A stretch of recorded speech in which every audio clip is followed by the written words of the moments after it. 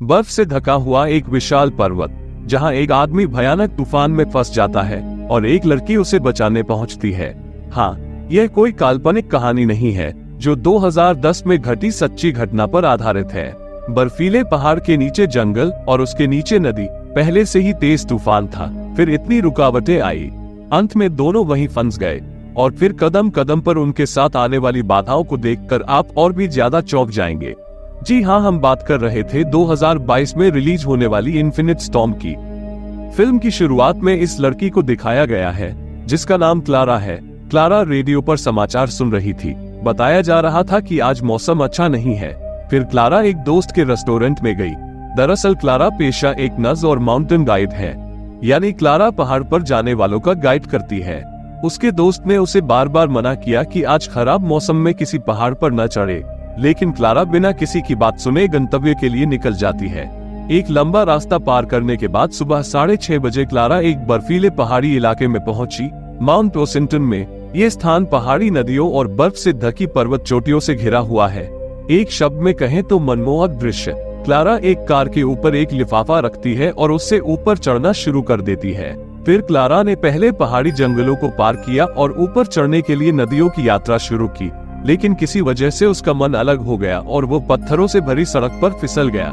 परिणाम स्वरूप चढ़ने वाली छड़ी टूट जाती है। फिर उसे एक साथ जोड़कर वो फिर से चढ़ना शुरू कर दिया।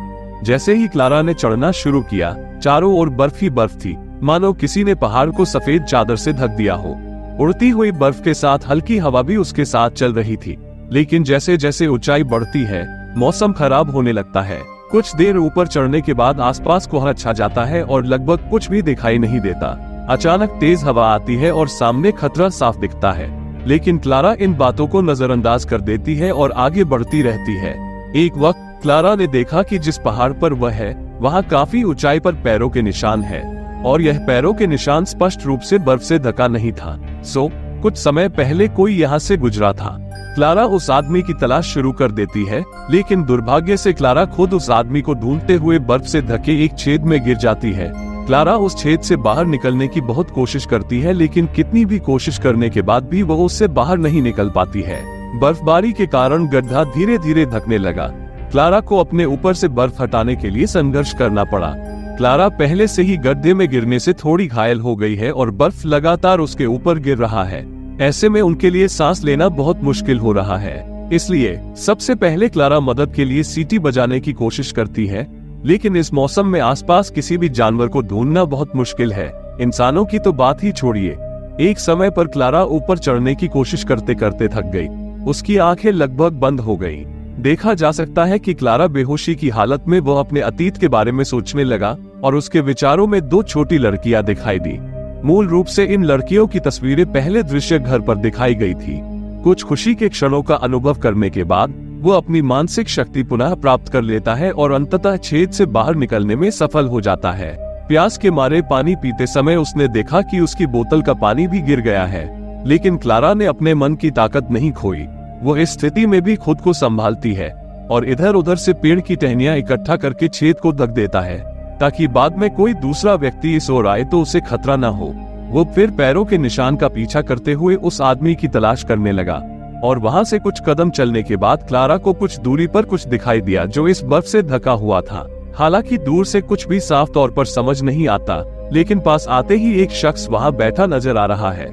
क्लारा उस आदमी के पास जाती है और उसे जीवित लाश की तरह बैठा हुआ पाती है। काफी देर तक यहाँ अकेले रहने के बाद वो अपनी सुध बुध खो बैठा और अत्यधिक ठंडी बर्फ के कारण वापस मुड़ने में असमर्थ हो गया है। हालांकि वो आदमी जीवित है, लेकिन उसके पास बोलने या समझने की कोई क्षमता नहीं है। तो क्लारा पहले लड़के का मजाक खोलकर उसके पैरों को गर्म करने की कोशिश करती है। इसके बाद क्लारा ने उस आदमी के कपड़े उतार दिए और उसके शरीर को गर्म करने की कोशिश की।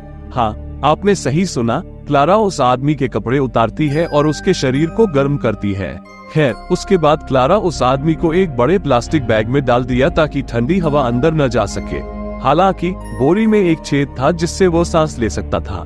क्लारा ने अपनी पूरी कोशिश करके उस आदमी को किसी तरह खड़ा किया और उसे अपने साथ लेकर उसकी ओर उतरने लगी, लेकिन वह आदमी इतना कमजोर और थका हुआ था कि वह बार बार बिना पैर गवाए गिर रहा था।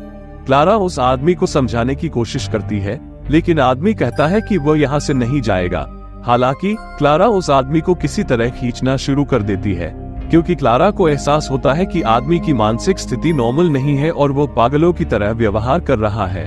उस आदमी का नाम न जानते हुए क्लारा ने उस आदमी का नाम जॉन रखा। जॉन पहाड़ पर वापस चढ़ने की कोशिश करता रहा और कुछ दूर जाने के बाद क्लारा ने देखा कि जॉन उसके पीछे नहीं है। जॉन पहाड़ की एक खड्ड के सामने गया और उसने चिल्लाकर कहा कि मैं यहाँ से जाना नहीं चाहता। इतना कहते ही जॉन अचानक पहाड़ से कूद गया। क्लारा खाई की ओर भागती है और देखती है कि जॉन घायल अवस्था में पड़ा हुआ है और उसका एक पैर एक बड़ी चट्टान पर है। क्लारा ने चट्टान से उसकी पैर हटाकर उस व्यक्ति की जान बचाई। जॉन दर्द से करा उठा, लेकिन जॉन को जीवित रहने का पछतावा था क्योंकि वह मरना चाहता था। क्योंकि उसकी मानसिक स्थिति ठीक नहीं थी। वहां से बचने के बाद जॉन ने भूख के कारण बर्फ खाना शुरू कर दिया। क्लारा उसे रोकती है क्योंकि बर्फ उसके शरीर को और नुकसान पहुंचा सकती है। क्लारा फिर जॉन से कहती है कि उन्हें रात होने से पहले जितनी जल्दी हो सके इस खतरनाक क्षेत्र से बाहर निकल जाना चाहिए। इसके बाद वे दोनों तेजी से पहाड़ी से नीचे जाने लगे।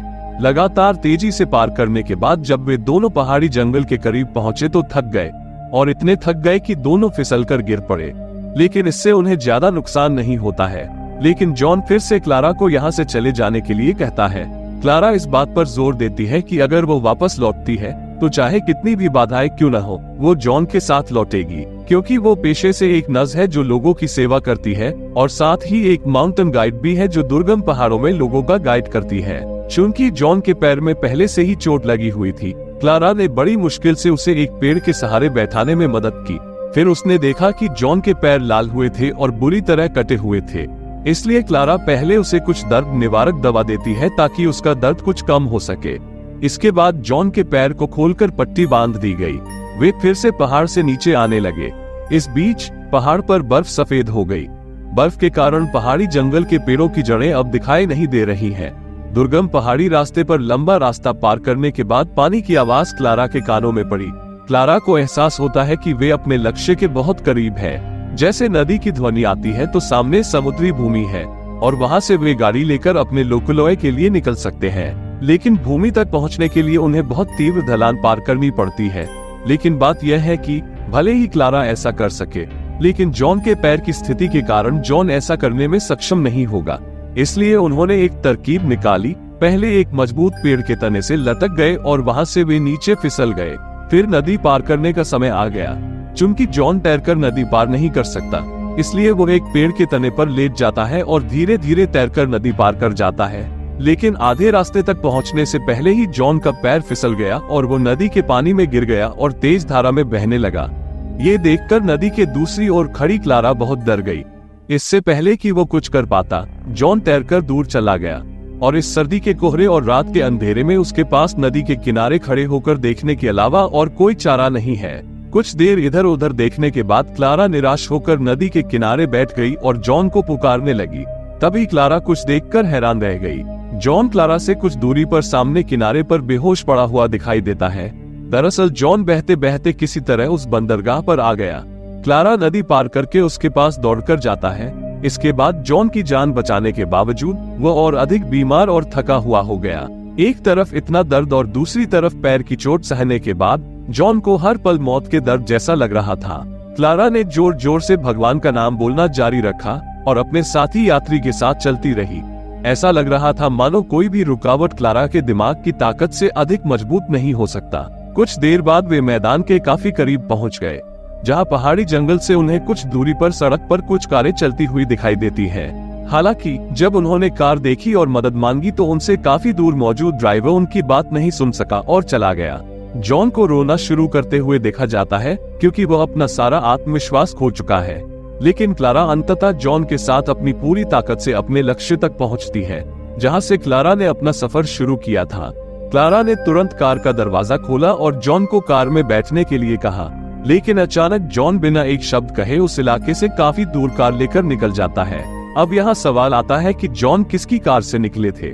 वास्तव में क्लारा ने जब पहली बार यात्रा शुरू की थी तो उस कार को यही देखा था। दरअसल ये कार जॉन की थी। दरअसल जॉन कार लेकर यहाँ आए और फिर वो पहाड़ पर चढ़ गए, लेकिन वो वहाँ बुरी तरह फंस गया और उसे बचाना क्लारा का मिशन था। इस घटना से क्लारा बहुत हैरान है, क्योंकि जो आदमी इतनी मेहनत से उसे यहाँ तक लाया था उस आदमी ने उसे धन्यवाद देना तो दूर, एक शब्द भी नहीं कहा। वैसे भी इस घटना के बाद क्लारा थकी हुई घर लौट आती है और वह घर वापस आकर कभी हंसते हुए कभी रोते हुए पागलों की तरह खाना खाते हुए नजर आ रहे हैं, मानो वो कोई निर्जीव व्यक्ति हो। अचानक एक अज्ञात उदासी धीरे धीरे क्लारा को मानसिक रूप से मार रही है। लेकिन क्यों? क्लारा के अतीत का एक दृश्य दिखाया गया है जहां देखा जा सकता है कि उसके साथ 2 छोटी लड़कियों की किसी घटना के कारण मृत्यु हो गई और उनके शव को अपनी सीने से लगकर खूब रो रहे हैं और उनसे माफी मांग रहे हैं। कहानी वर्तमान में लौट आती है। इसमें देखा जा सकता है कि क्लारा 5 आम दिनों की तरह सुबह जल्दी उठती है और चाय बनाकर खबर सुन रही है और उस खबर पर क्लारा को पता चलता है एक अज्ञात व्यक्ति ने समाचार मीडिया को बताया है कि कैसे क्लारा ने अपने जीवन के बारे में सोचे बिना जॉन को बचाया था और यह समाचार सारे नगर में फैल गया। क्लारा फिर अज्ञात व्यक्ति की तलाश शुरू कर देती है क्योंकि वो आश्चर्यचकित था कि किसी ने उसे जॉन को बचाते हुए देखा था, लेकिन वो कहीं नहीं मिला। फिर एक दिन एक पत्रकार आया और उसने क्लारा का इंटरव्यू लिया। पत्रकार से किसी तरह पता चलने के बाद क्लारा अपने दोस्त के रेस्टोरेंट में गई जहां से उन्होंने वॉशिंगटन के लिए अपनी यात्रा शुरू की थी। वहां अचानक जॉन उससे मिल गया। मिलने के बाद जॉन सबसे पहले क्लारा को उसकी जैकेट और अन्य चीजें वापस देता है जो उसने जॉन को पढ़ने के लिए दी थी। फिर जॉन क्लारा को अपने जीवन के दुख के बारे में बताना शुरू करता है। जिस दिन जॉन की मुलाकात क्लारा से पहाड़ पर हुई थी, उस दिन दुखी होकर जॉन वहां गया था क्योंकि उनके प्रियजन की एक दुर्घटना में मृत्यु हो गई। इस बात से जॉन को मन ही मन बहुत कष्ट हो रहा था। वो उस आदमी से इतना प्यार करती थी कि वो कभी उसे वापस पाने की कल्पना भी नहीं कर सकती थी। और रोते हुए ये शब्द जॉन ने क्लारा से कहता है और इसीलिए वो उस दिन क्लारा से कह रही थी, मैं वापस नहीं जाना चाहता। और क्लारा ने जॉन को वहां से बचाया था। ये खबर जॉन खुद ही न्यूज में दी थी। फिर क्लारा भी अपने जीवन की एक दुखद घटना का वर्णन करती है। उन्होंने बताया कि मेरी भी 2 बेटियां हैं। एक दिन अचानक मेरे घर में गैस लीक हो गई। मैं खिड़कियां टूटने की आवाज सुनकर दौड़ी और देखा कि मेरे दोनों बच्चों की हादसे में मौत हो चुकी है। तुम्हें पता है जॉन, अपने 2 बच्चों को न बचा पाने का अफसोस मुझे हर दिन सताता है। मैं अब भी उन्हें अपनी आंखों के सामने देख पाता हूँ और अपने बच्चों को न बचा पाने के दर्द को भूलने के लिए मैं उस दुर्गम पहाड़ का रास्ता पार करता हूँ और जो लोग वहाँ फंसे हैं उन्हें बचाकर नीचे लाना, यही मुझे जीने के लिए प्रेरित करता है। इसके बाद फिल्म के आखिरी सीन में क्लारा नजर आती है, अपनी बेटियों की यादों को याद करते हुए और अपनी परेशानियों को भूलकर वो फिर से पहाड़ की चोटी पर पहुंच गया और यहीं ये फिल्म खत्म हो जाती है।